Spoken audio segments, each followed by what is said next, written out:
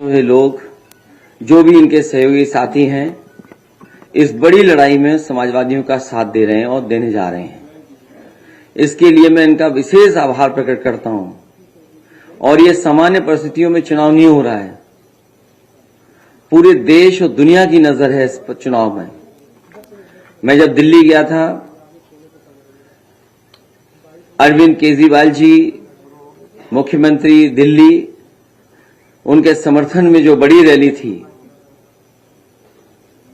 उसमें जब मैं गया था तो यही मैंने कहा था कि दुनिया में भारत की बदनामी हुई है। भारत के बारे में चर्चा हो रही है कि चुने हुए लोग और किसी स्टेट के हेड के साथ ऐसा व्यवहार हो रहा हो। जो इंस्टीट्यूशंस हैं, जिन इंस्टीट्यूशंस से न्याय मिलना चाहिए, उन इंस्टीट्यूशंस में भी भारतीय जनता पार्टी हस्तक्षेप कर रही है। ये तो हम लोगों ने एक प्रधानी के चुनाव में देखते थे, प्रधान स्तर पे देखते थे, लेकिन मुख्यमंत्री किसी स्टेट के चुने गए हों, उनके साथ ऐसा व्यवहार, झूठे मुकदमे लगा करके उन्हें जेल भेज दिया जाए। इसी तरह झारखंड के मुख्यमंत्री, उन्हें जेल भेज दिया। और कौन नहीं जानता कि उन्हीं इंस्टीट्यूशन, उन्हीं संस्थाओं के सहारे अपनी सरकार बनवा ली महाराष्ट्र में, या उन्हीं संस्थाओं से डरा करके वसूली कर ली, या उन्हीं संस्थाओं को से डरा करके, और अब तो पुलिस को आगे कर करके लोगों को अपनी पार्टी में शामिल कर रहे हैं। कई साथी जो भारतीय जनता पार्टी में गए हैं, उन्होंने कहा कि हम शरीर से तो जा रहे हैं लेकिन हम आत्मा से और अंदर से आपके साथ हैं। तो सोचिए, ऐसे डर के और डरा के लोगों को अपने दल में शामिल कर रहे हैं। तो इसलिए लोकतंत्र को बचाने के लिए, संविधान को बचाने के लिए और हमारे भारत की जो पहचान दुनिया में है उसको बचाने के लिए इस लड़ाई में आप पार्टी का जो सहयोग और मदद मिल रही है, उसके लिए मैं संजय सिंह जी का बहुत बहुत धन्यवाद, आभार प्रकट करता हूं। इन्हें भी बहुत परेशानी और कष्ट का सामना करना पड़ा। इन पे भी झूठे मुकदमे लाद करके इन्हें भी परेशानी में डाल दिया। और जो परेशानी में जाता है लोकतंत्र में, जनता उसे कभी न कभी सम्मान देती है। और हमें उम्मीद है कि जो जनता देख रही है, वो जो ऐसे काम करने वालों के खिलाफ मतदान इस बार होने जा रहा है, करेगी जनता। मैं संजय सिंह जी से कहूंगा कि अपनी बात रखें। मैं पहले तो बहुत आभार व्यक्त करता हूं समाजवादी पार्टी के राष्ट्रीय अध्यक्ष माननीय अखिलेश यादव जी का, कि ऐसे संकट की घड़ी में जब हमारी पार्टी के मुखिया को जेल में डाल दिया गया है, दिल्ली के 2 करोड़ लोगों के द्वारा निर्वाचित, 3 बार प्रचंड बहुमत से निर्वाचित मुख्यमंत्री को जेल में डाल दिया गया है, समाजवादी पार्टी के मुखिया हमारे समर्थन में दिल्ली पहुंचे, रैली को संबोधित किया। आज भी उन्होंने भाभी जी से बातचीत करके उनसे हाल चाल पूछा, सुनीता भाभी से। तो मैं इसके लिए विशेष रूप से आभार व्यक्त करता हूं आपका। और जिस तरह से दिल्ली में भी ऑपरेशन लोटस शुरू कर दिया गया है, आपने देखा किस तरह से हमारे एक मंत्री को, जिस पे पहले ईडी का छापा पड़वाया गया और बाद में उसको इस्तीफा देने का दबाव बनाया गया। इस लड़ाई में आपने हमारा साथ दिया। फिर से मैं आपकी पार्टी का और आपका हृदय से आभारी हूं। ये 2024 का चुनाव कोई सामान्य चुनाव नहीं है। ये भारत के लोकतंत्र को बचाने का चुनाव है, बाबा साहब के संविधान को बचाने का चुनाव है, और समाज के वंचित, पिछड़े, शोषित लोगों के अधिकार जो छीने जा रहे हैं, देश के नौजवानों को बेरोजगारी के दलदल में जो धकेला जा रहा है, हिंदुस्तान को जो महंगाई की चपेट में लिया जा रहा है, उससे बचाने का चुनाव है। ये 24 का चुनाव कोई सामान्य चुनाव नहीं है।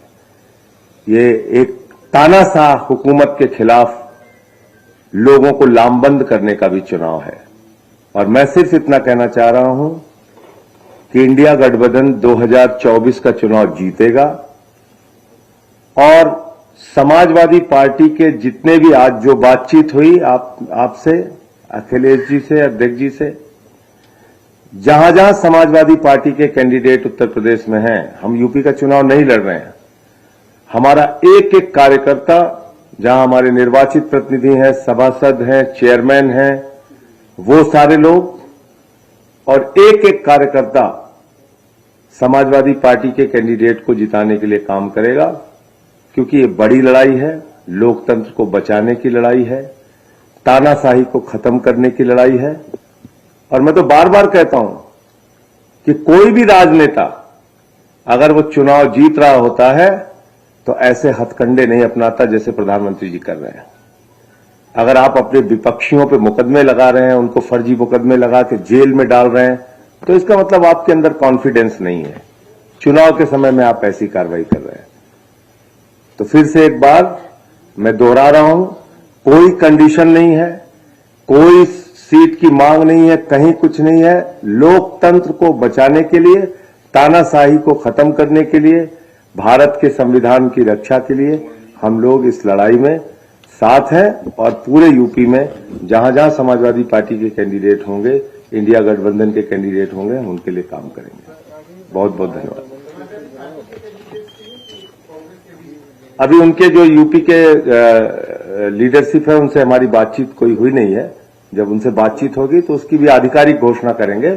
आज जो नहीं, हमने ये कहा कि इंडिया गठबंधन के कैंडिडेट्स को हम लोग पूरा सपोर्ट करेंगे, लेकिन कैसे करेंगे, क्या हम अभियान में कैसी भूमिका निभाएंगे, अभी यूपी की जो कांग्रेस की लीडरशिप है, जो यहां के चुनाव के संचालन को देख रही है, उनसे बातचीत नहीं हुई है। जैसे बातचीत होगी उसकी रूपरेखा तैयार करके जहां कांग्रेस के कैंडिडेट भी लड़ रहे हैं उनके लिए काम करेंगे।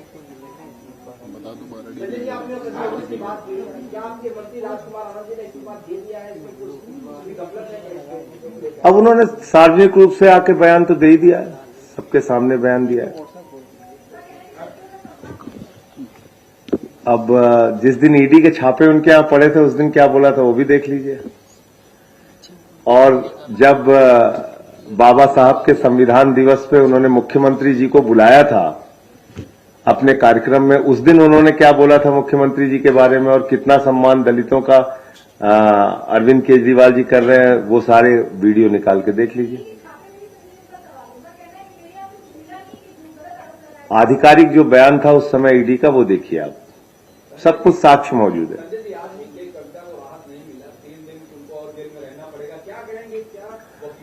पीएमएलए का जो कानून है वो जटिलताओं से भरा हुआ है। उसमें ऐसे अमेंडमेंट्स हो गए 2018 में जिसमें बेल मिलना मुश्किल होता है। और मैंने आपको बताया, कई बार बता चुका, कई इंटरव्यू में बता चुका, किस तरह से फर्जी मामले तैयार किए गए हैं दिल्ली के मुख्यमंत्री अरविंद केजरीवाल जी के खिलाफ। 10-10, 12-12 बयान ले रहे हैं। 10 बयान में कुछ नहीं बोल रहा आदमी, जैसे उसको अरेस्ट करते हैं, उससे गवाही लेते हैं और फिर उसकी बेल हो जाती है। ये क्या है? सामान्य व्यक्ति भी समझ सकता है। बीजेपी के लोग लगातार सवाल पूछ रहे हैं कि सीएम का इस्तीफा देने की जेल में है, तो क्या कहेंगे इस पे? क्या कहेंगे? कहा मणिपुर के सीएम के बारे में पूछ रहे हैं? किस सीएम के बारे में पूछ रहे हैं? नहीं, मणिपुर के सीएम को इस्तीफा देना चाहिए। 1 साल से जहां पे हिंसा हो रही है, एक कारगिल के फौजी की पत्नी को निवस्त करके घुमाया गया, जिस राज्य के अंदर कत्लेआम हो रहा है, वहां के मुख्यमंत्री का इस्तीफा नहीं मांगते। जिस अजय मिश्रा टेनी के बेटे ने 4 किसान अन्नदाताओं को कुचल के मार दिया, वो देश के गृह राज्य मंत्री हैं, उनका इस्तीफा नहीं मांगते। अरविंद केजरीवाल का इस्तीफा चाहिए, जो बिजली, पानी, शिक्षा, स्वास्थ्य पे अनुकरणीय काम कर रहे हैं। तो कम से कम नैतिकता भारतीय जनता पार्टी से नहीं सीखनी है। मैं तो कहता हूं कि ये मोदी की गारंटी है, एक एक भ्रष्टाचारी को नहीं छोड़ूंगा, इस बात की गारंटी है। पूरब से लेकर पश्चिम तक, उत्तर से लेकर दक्षिण तक हर भ्रष्टाचारी को बीजेपी में शामिल करूंगा, इस बात की गारंटी है। अजीत पवार ले लीजिए, नारायण राणे ले लीजिए, छगन भुजबल ले लीजिए, जनार्दन रेड्डी ले लीजिए, किसकी बात, हसन मुशर्रफ ले लीजिए, हेमंत विश्व शर्मा ले लीजिए, शुभेंदु अधिकारी ले लीजिए, मुकुल राय ले लीजिए, कितने नाम गिनाए। चुन चुन के देश के बड़े बड़े भ्रष्टाचारियों को अपनी पार्टी में शामिल कर रहे हैं और वो भ्रष्टाचार के खिलाफ बोलते हैं। तो इसलिए ये दोहरा मापदंड है।